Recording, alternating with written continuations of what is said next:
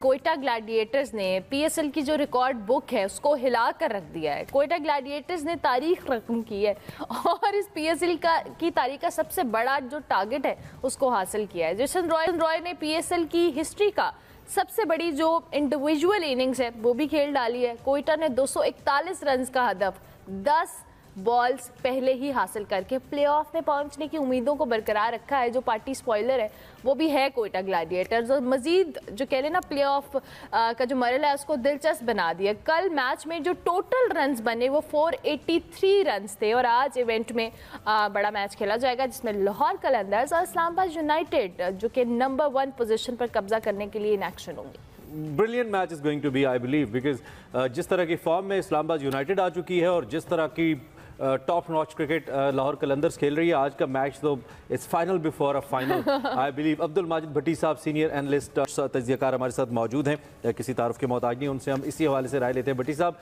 कल आपने मज़ा तो खूब लिया होगा मैच का, जितनी कल हार्ड हिटिंग हुई और जितनी क्लासी क्रिकेट हुई I must say, I mean ऐसी बहुत कम देखने को मिलती है। क्या एनालिसिस है आपका कल के मैच को लेकर और जिस तरह का कमबैक किया है कोयटा ग्लैडिएटर्स ने?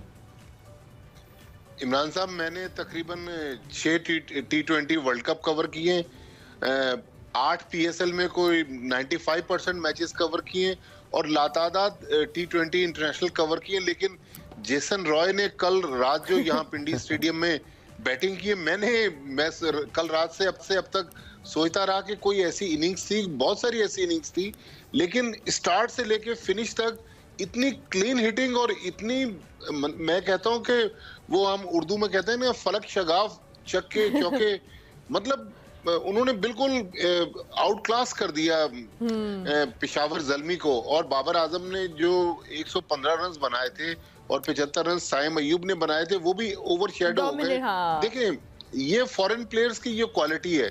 बल्कि मैं आपसे एक इंटरेस्टिंग फैक्ट शेयर करूं कि कल ये जेसन रॉय, अगर आपको मालूम हो कि ये बांग्लादेश में सीरीज खेलने चले गए थे, वनडे सीरीज इंग्लैंड और बांग्लादेश की। इनकी कल फ्लाइट लेट हुई है। ये तकरीबन 12 बजे होटल पहुंचे हैं ढाका से दुबई के जरिए फ्लाई करके, और रात को फिर जब शाम को इन्होंने मैच खेला है और रात को जो बैटिंग की है, आप देखेंगे ये जेट लैग का असर था जो उन्होंने फ्लाइट लेट होने का गुस्सा निकाला है रॉय ने। अच्छा भट्टी साहब, कल कोयटा ग्लैडिएटर्स ने जिस तरह से परफॉर्म किया है ये पहले क्यों नहीं कर पाए? मतलब एंड मोमेंट पे आके जब प्लेऑफ्स के टाइम पे सारी टीम्स अपनी अपनी पोजीशंस को संभालने के लिए करी है, तो एज अ पार्टी स्पॉइलर ही आए हैं। अब इन्होंने इसको मजीद इंटरेस्टिंग किया है। वो इफ एंड बट वाली सिचुएशन अब होगी जो भी सूरत हाल होती है। सो कोयटा ग्लैड, और कल सरफराज नहीं खेले तो बहुत सारे हम ट्विटर पे देख रहे थे, लोग इससे भी रिलेट कर रहे हैं कि कल सरफराज नहीं थे तो देखें इन्होंने कितना हाई स्कोरिंग मैच उसको चेज कर लिया। देखें उर्मिला, ये मैंने ही शायद आपके प्रोग्राम में लास्ट वीक कहा था कि ये पार्टी स्पॉइलर होंगे और वो इन्होंने अपने रंग में भंग डालने की कोशिश की है। लेकिन कोयटा की देखिए एज ए टीम अभी तक हमें कोयटा नजर नहीं आ रही कि कोयटा ने कल पहले 243 रन बनवा दिए। फिर पिछले जो 2 मैचेस थे दोनों में मार्टिन गुप्टिल ने कराची में कराची किंग्स के खिलाफ 100 किए, फिर 80 किए उन्होंने यहाँ पिंडी में अगेंस्ट कराची किंग्स दोबारा। और कल भी हमने जेसन रॉय की एक यकतरफा इनिंग्स देखी। हालांकि मोहम्मद हफीज ने भी थोड़ा रोल प्ले किया और थोड़े से और भी बैट्समैन उनके साथ देते रहे, लेकिन हमें यहाँ पर टीम एफर्ट के बजाय इंडिविजुअल एफर्ट ज्यादा नजर आती है। लेकिन आप देखें कि पीएसएल की जो दुनिया भर में डिमांड है या पीएसएल की लोग बातें करते हैं कि कल एक और रिकॉर्ड बना T20 इंटरनेशनल में कि 75 चौके लगे एक मैच के अंदर। तो आपने खुद बताया कि 483 रन बन गए, 75 चौके लगे। तो वो कहते हैं ना कि जिन लोगों ने टिकट्स खरीदे थे उनकी कीमत वसूल हो गई। बड़ी जबरदस्त देखें अच्छा पिचेस तैयार हो रही हैं। पेशावर ज़ल्मी फिर जरा थोड़ी सी बात करते हैं। ज़ल्मी आए, अब मुझे करेक्ट कीजिएगा, वाहिद टीम है शायद जो सभी HBL PSL के प्ले ऑफ्स में पहुंची है, ये वाहिद टीम है जो कभी बाहर नहीं हुई पहले मरहले में, नंबर 1। बिल्कुल। दूसरी PSL 8 की जब हम बात कर रहे हैं तो इसमें एक चीज़ शुरू से हमें नज़र आ रही है और वो फ्लॉ है जो पेशावर ज़ल्मी की बॉलिंग में हमें नज़र आता है। स्कोर थोड़ा हो या ज़्यादा हो, कल 240 अगर पेशावर ज़ल्मी एक इंतहाई डीमोरलाइज टीम के खिलाफ अगर डिफेंड नहीं कर पाई तो I think Peshawar Zalmi would be facing serious music in play offs जब वो टकराने जा रहे हैं कलंदर से या इस्लामाबाद यूनाइटेड से या मुल्तान सुल्तान से। What to say about the bowling ji, चूंकि उनके कैंप के अंदर जो सबसे मेजर आदमी बैठे हुए हैं वो अकरम साहब हैं, वो सर्टिफाइड कोच हैं और हमें ये भी पता चला है कि बड़े प्रोटोकॉल्स भी उनके ज़ल्मी मैनेजमेंट की तरफ से, उसके बावजूद इतने बड़े फ्लॉज बॉलिंग एंड की तरफ से जो कि जान है, बैकबोन है, क्या कहेंगे? बिल्कुल, बल्कि आपने मोहम्मद अकरम की बात की, डैरेन सेमी उनके हेड कोच हैं, फिर इंजमामुल हक उनके डायरेक्टर हैं, वो भी डगआउट में बैठे हुए हैं।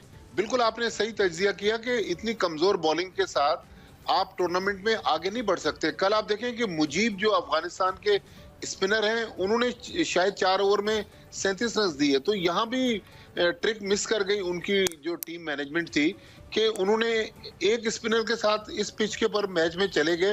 हालांकि मेरा ख्याल एक से ज्यादा अगर स्पिनर होते, थोड़ी सी डिफेंसिव अप्रोच है, वहाब रियाज पे बहुत ज्यादा रिलाय कर रहे हैं। हालांकि वहाब रियाज जो है वो अब अपना प्राइम गुजार गए, बल्कि कल उनके जो 3 बॉलर थे जिनमें एक वहाब रियाज भी थे, आमिर जमाल थे, एक और उनके फास्ट बॉलर थे, 50+ रन दिए। तो बिल्कुल उनकी बॉलिंग जो है बहुत कमजोर हमें नजर आ रही है। आज का जो मैच है लाहौर और इस्लामाबाद का, आज के मैच से ये तयन हो जाएगा कि कौन सी टीम टॉप पे पॉइंट्स टेबल पे फिनिश करती है, क्योंकि 12-12 पॉइंट्स।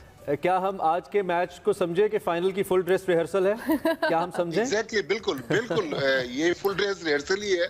बल्कि आज जो टीम 14 पॉइंट्स पर फिनिश करेगी, फिर बाकी 5 टीमों में कोई 14 पॉइंट्स पे फिनिश नहीं करेगा। लेकिन इस PSL की आप खूबसूरती देखें कि सैटरडे तक हमें प्लेऑफ की लाइनअप जो है वो डिसाइड होती हुई नजर नहीं आएगी, क्योंकि जब तक कोयटा ग्लैडिएटर्स आखिरी मैच नहीं खेलेगा, हमें नहीं पता चलेगा कि पेशावर, कोयटा और मुल्तान सुल्तान में से आपने सही कहा था, ना खेडन देंगे। हाँ, ये आपने सही बात की थी। अच्छा भट्टी साहब, इन द एंड ये जो कल आपने भी अपने पहले सवाल के जवाब में हमारे कहा था कि जो बाबर आजम ने 115 रन किए और 74 रन जो साइम अयूब ने किए वो ओवर शेडो हो गए, तो बाबर आजम को डिस्कस के बगैर ब्रेक नहीं ली जा सकती। देखिए, बाबर आजम नो डाउट बहुत अच्छा खेले, लेकिन अगर मैं गलत नहीं कह रहा तो बाबर आजम ने 115 रन बनाए हैं 65 गेंदों पर, और जेसन रॉय ने 63 गेंदों पर 145 नॉट आउट बनाए। फिर जो हम कप्तानी की बात कर रहे थे, तो देखिए बाबर आजम की कप्तानी, हमारे सुपरस्टार हैं, दुनिया में उनका बहुत बड़ा नाम है। अभी कुछ बाबर आजम के बारे में अगर हमने थोड़ा सा नेगेटिव कमेंट दे दिया तो ट्विटर पे एकदम से ट्रेंड बनने लग जाएगा। वो एक अच्छी रिवायत नहीं है, लेकिन मेरे ख्याल में बाबर आजम को करना चाहिए एज ए कैप्टन अपने आप को थोड़ा सा एग्रेसिव करना पड़ेगा। बैटिंग में कल नो डाउट उनका 177 टाइम हमारा खत्म हो गया। आपका बहुत शुक्रिया, आप तशरीफ लाए और आपने अपना तजिया हमारे सामने रखा। स्पोर्ट्स एनालिस्ट अब्दुल माजिद भट्टी साहब अपना तजिया हमारे सामने रख रहे थे। आपने मैच देखा, आज का मैच देखने वाला होगा।